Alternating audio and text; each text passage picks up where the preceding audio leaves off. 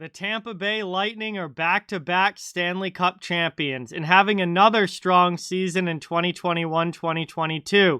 I sat down with channel subscriber, active member of the hockey YouTube community, and huge Tampa Bay Lightning fan Austin Cybulski to talk about his favorite team. Let's get right into it right now.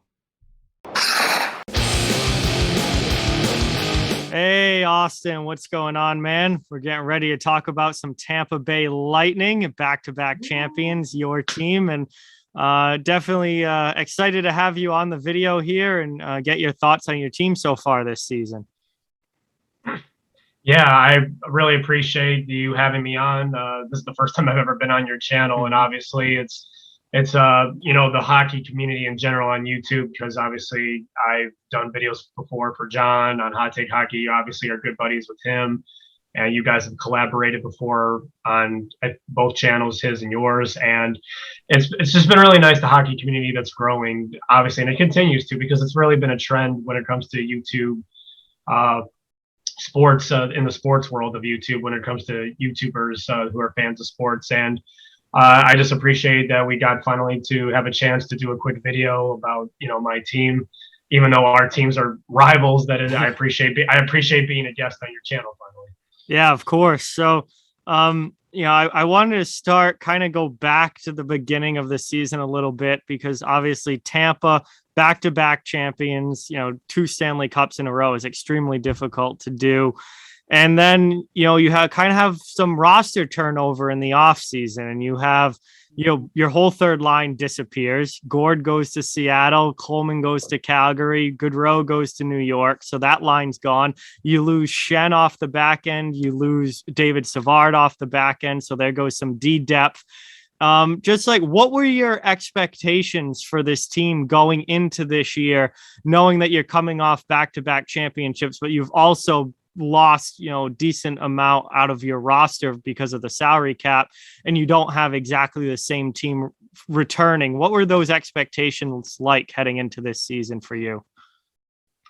Well, thank you for the question. A very good one. And yeah, basically, I thought with the players like you had mentioned, that I knew that going into the off season, and I even thought of this even before we actually ended up winning the cup. And I thought about this during the playoffs as well, that no matter what, whether the result was going to be whether we win the Stanley Cup or don't win, that there was going to be major changes. There was going to be a lot of players that, because of the salary cap restraints that we got ourselves in, because points extension was going to kick in, and no, I'm sorry, not his yet. Vasilevsky's extension was going to kick in, and it was just going to it finally reached the point where we had the core of the team for the last 7-8 years was mostly the same.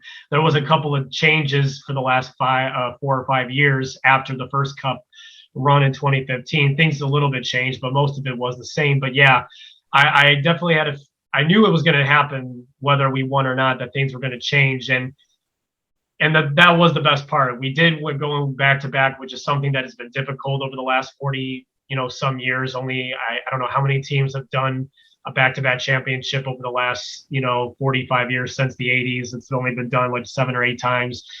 And that was, like you said, the big factor was, first off, the third line. That's been a key factor in a couple of recent Stanley Cup championships. The third line that really came through and did both great offense and at the same time shut down the top lines for the top scorers through all 4 rounds of the teams that we had to get through in order to win the last 2 Stanley Cups. Gord and Coleman and Gaudreau were huge losses. And then even the guys that have been there even longer, like Tyler Johnson was there since for almost a decade, and he had to, his contract was just too much to handle. And losing Luke Schenn and who was the other guy? You said David Savard. Yeah. That was a trade deadline acquisition that really, it didn't show right away when we first got him, but then as the playoffs continued in the later rounds, he really was showing how well of a defenseman he is. and especially on the game-winning goal, he passed to Ross Colton, who got the only goal in game-winning Stanley Cup clinching goal in that final game against Montreal. Yep. And that's basically what I thought about when the season first started, that it was going to be the next man up mentality in order for our season to start off on the right foot, because obviously the team still feels hungry. Like even Stamkos had mentioned it, right before the season started. Like, you have won the last 2 Stanley Cups, and even this with Pittsburgh, when they won back-to-back Cups 5 years ago, you don't just lose that interest. Even though they didn't, go, all the way to the Stanley Cup final and they lost in the second round to the eventual Stanley Cup champions, like, they had that drive. They, of course, wanted to win the third cup. And I can tell that Stamkos and the leading players, the main core of our group, definitely wants to three-peat, because it's something that hasn't been done since the 80s. So that's how I feel about this team, since the start of the season. It's the next man up mentality. You definitely lost a lot of key pieces, but at the end of the day, a winning team can still find a way. And we still have a great leadership from the players that are still there. We still have the depth pieces of Killorn and Palat. I mean, Palat's off to a great start this year. He's really shown well.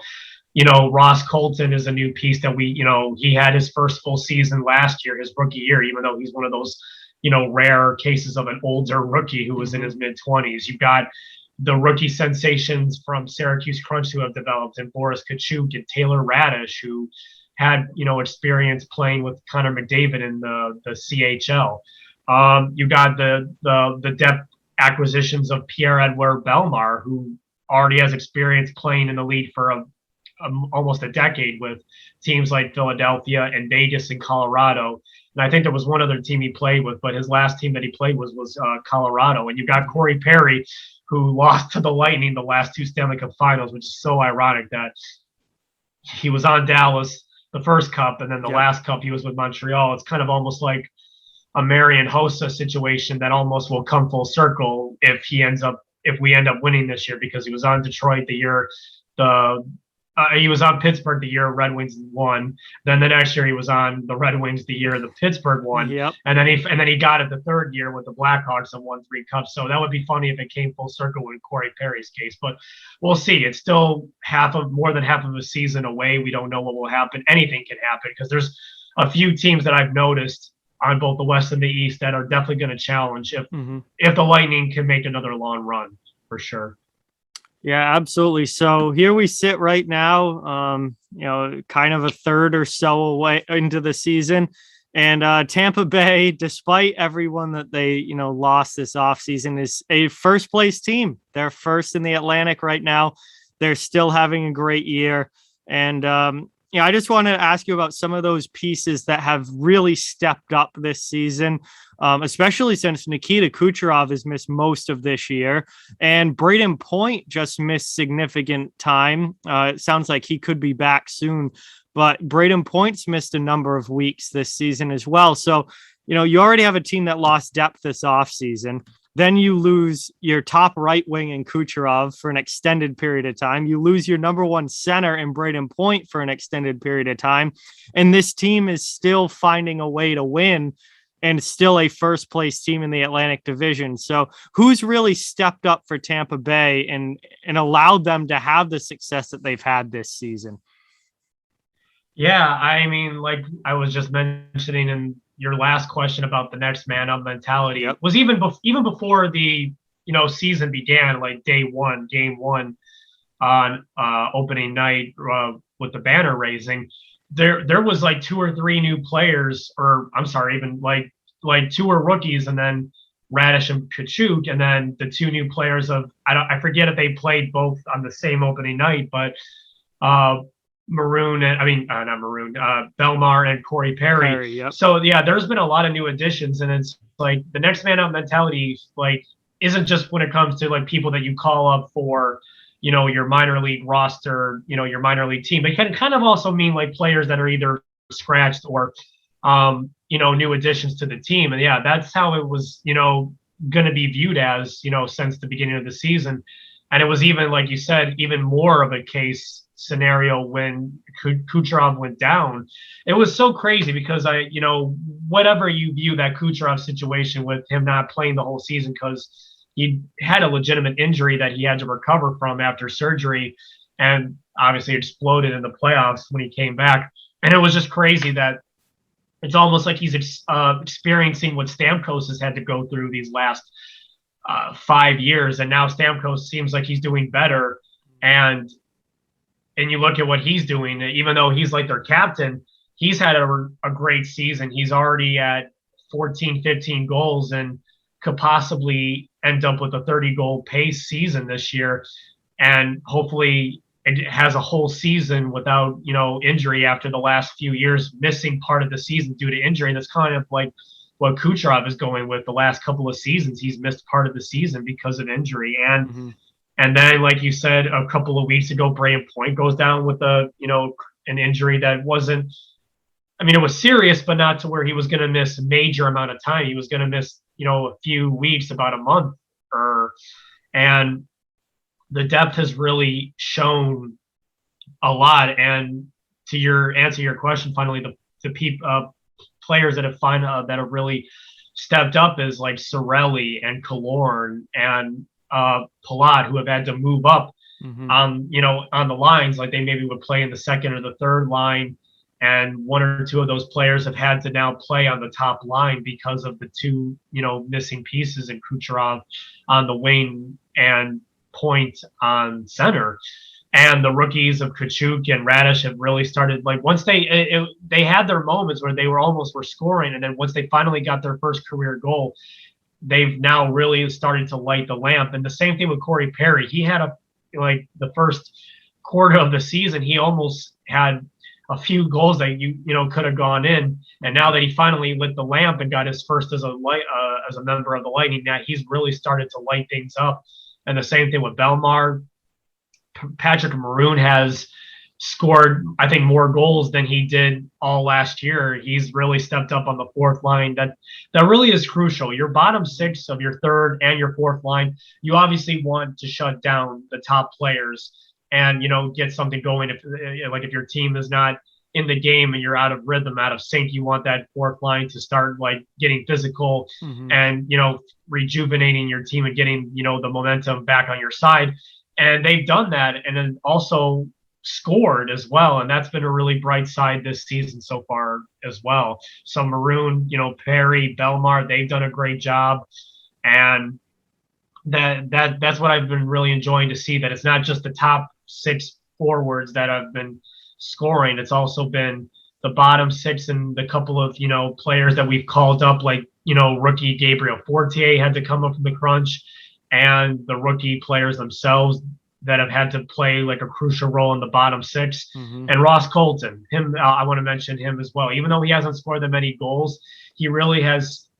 It's the little things that matter. Like, even if you're not on the score sheet every single night, there's other stats that you can look up that shows that they've made a difference, a presence in, each and every game.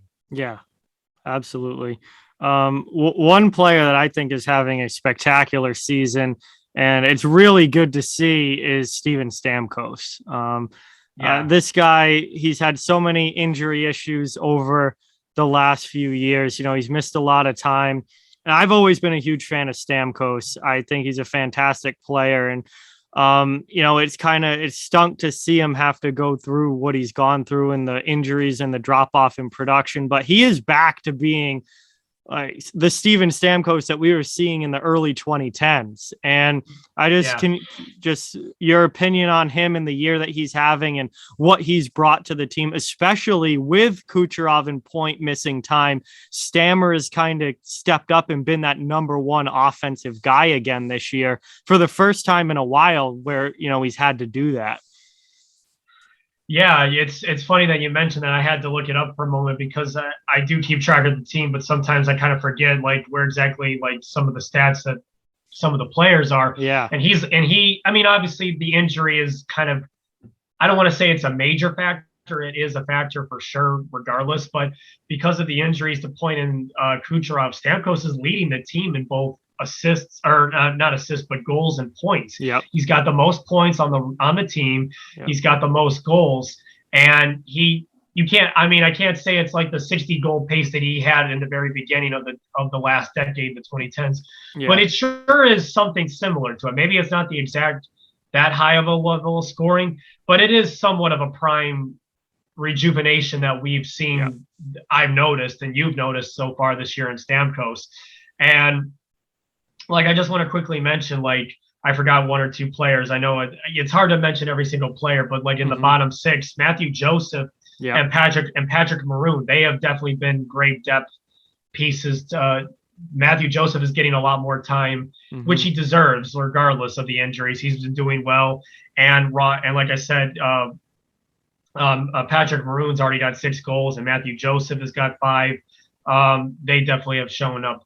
But back to Stamkos, like, yeah, he really has really impressed me that even though he's in the beginning of his, early 30s, he still has a scoring touch that is still not maybe like fully elite, but it's somewhat elite. Yeah, I will say it's kind of like a little bit of an elite level that he's returned to, like part of his elite talent when he was in his prime, because he's obviously somewhat gone a little bit past his prime, but not like to where it's completely gone. He's starting to really somewhat return to that level on a shorter scale. A smaller scale.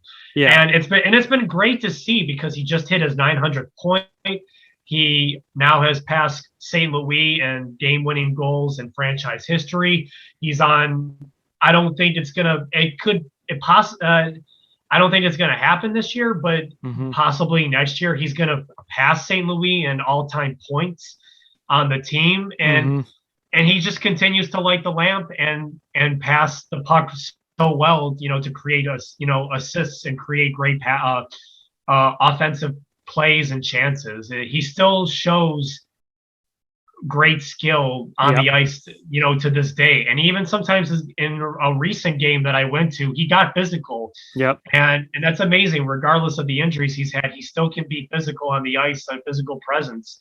Kind of like what Ovechkin has always done. It's like he's not just a scoring touch; he can also get physical and even assist the puck, like he has this year too, that we've witnessed. Yeah, definitely. All right, one last thing here. Just looking forward, where do you see this Lightning team going the rest of the year? And do you think they have what it takes to three-peat? We haven't had a three-peat in the NHL in a long time. Do you think that the Lightning could be the team that does it? It is definitely very possible, because, they are the defending champions, first of all, and they're not one of those teams that you sometimes notice that after they win the Stanley Cup, they kind of seem like they're falling backwards and taking a step back. It's like their team and roster has changed, but they're not taking a step back. They definitely are moving forward. That's last year. They're trying to, create something different. They're not trying to recreate, obviously, for certain reasons, because the team is not the same. They want to create something different.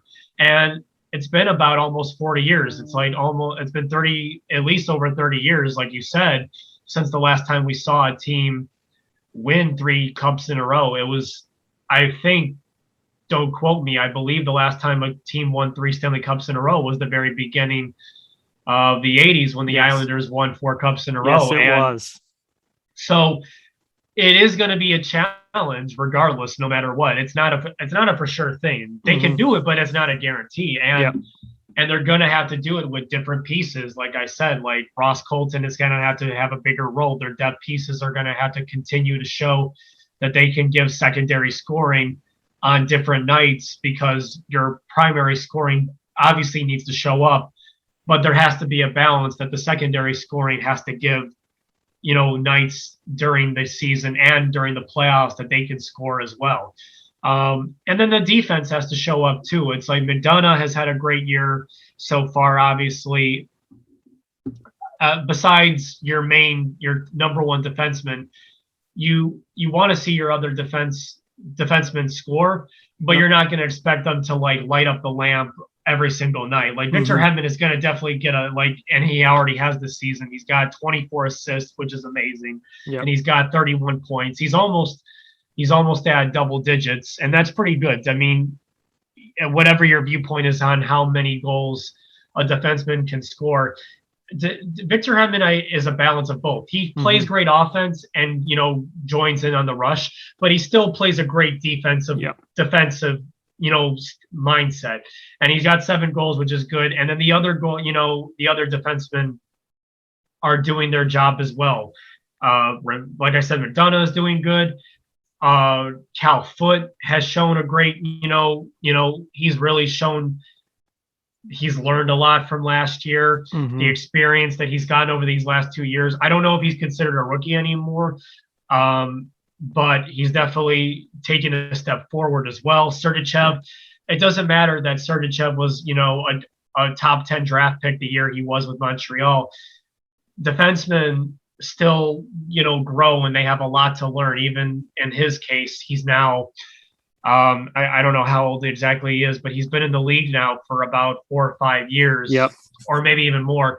And you still are, you learn. Doesn't matter if you're a top 5, top 10 draft pick as a defenseman, you still learn a lot and still continue to grow. You don't fully develop even after 5 years into your career. He's really learned a lot, and from these last 2 years of experience. And so has Eric Chernak. He's injured right now, but he's going to come back in a week or so as well. Our young defensemen have really stepped up, and that's been really a great thing it's been a great thing to see. The players that have really taken the experience, who are young, not full veterans, but they're young, still very young veteran, but they're maybe a veteran because they've gotten a couple of years so far of experience. And the rookies, they've really have stepped up, and that's what this season I think is going to be all about. Whether or not we win the Stanley Cup, it's going to be, can the players that need to step up, that we lost, are going to step up? Is Joseph and Colton and Cirelli going to step up? Is the fourth line players that can hit the body also step up and defend the net and defend the top players and also give a little bit of scoring? Are the bottom defensemen, are the third pair of defensemen, whoever's on the bottom 6, are they going to really step up and play a good 7 to 8 to 9 minutes when they need to give the top the top 4 defensemen a rest on the bench for a moment? That's really going to be the test. And is Vasilevsky going to once again, who has already had a good start to his year as well? Even he's in COVID protocol right now, but hopefully if the game goes on tomorrow, whoever plays, because we called up 2 minor league goalies from the Syracuse Crunch, that kind of that's now a next man up mentality stepping up too. That's going to be, can he, not recreate, but continue to play the playoff Vasilevsky that we've seen from the last year.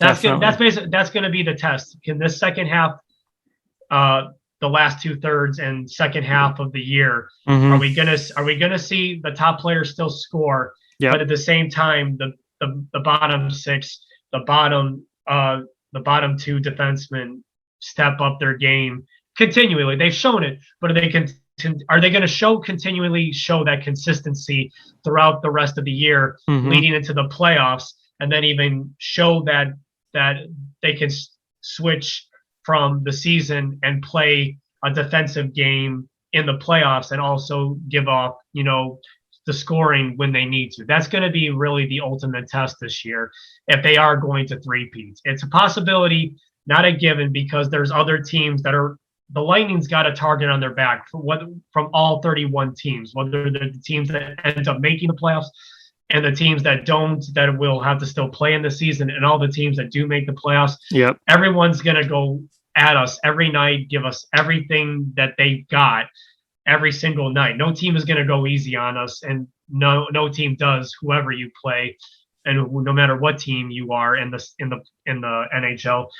We have a target on our backs, and that's basically it. No team is going to go easy on us. And if we want to really show that we can create, we've already created something pretty magical and something that's not easy to do. It isn't easy to repeat as back-to-back champs, but now there is something worth fighting for and something really interesting and exciting to obtain. Something that hasn't been done in about 40 years. Repeating a third time and getting a third Stanley Cup in a row. You're not done. You want to win another Stanley Cup, Yep. of course, no matter who you are on the team. So that is going to be the ultimate challenge. It's an exciting new challenge. You're not creating something that you've done in the last 2 years, the last 2 Cups runs. You're creating something different, and it's going to be really interesting to see if they pull it off. There we have it, a update on the Tampa Bay Lightning and their season so far and where they're going from here. Austin, thank you so much for coming on. Really appreciate it, and great to talk about the Lightning with you for sure. I appreciate it just as much as you do, for me coming onto your channel, which has been a really great channel. You have a really great YouTube channel as well. There's obviously been a trend in more people doing, I've noticed in the last few years of, different YouTubers that want to do a hockey YouTube channel, which is, it's a growing market and community. Mm-hmm. And even though I don't have my own hockey YouTube channel, I have an account, but I don't really make videos, even though that would be a great thing to do. But at the same time, it's been I really appreciate, as much as you do, being on your channel and being a guest, because I do have a good amount of knowledge of the NHL, especially with my team, and that's why you have me on here as a guest. So I appreciate it as just as much coming on here, giving you my thoughts about the Lightning so far and what to look forward to for the rest of the season. So thank you very much for having me on your channel. All right, anytime, man. Thank you. That was awesome. So there you have it. That was my interview with Austin Cybulski about the Tampa Bay Lightning, their season so far, and where they're headed from here. Once again, a big thank you to Austin for coming on the channel and talking to me about his favorite team. And Tampa Bay, obviously in good shape right now, looking to make another strong playoff run in the 2022 playoffs. But with that, like, comment, share, subscribe, follow on social media. All those links are down in the description. If you'd like to further support the channel, our merchandise store, memberships, and donation links are down in the description as well. Keep spreading the word about this channel. Let's keep this thing growing. Thank you so much for watching. Hope you enjoyed the video, and I'll talk to you guys soon.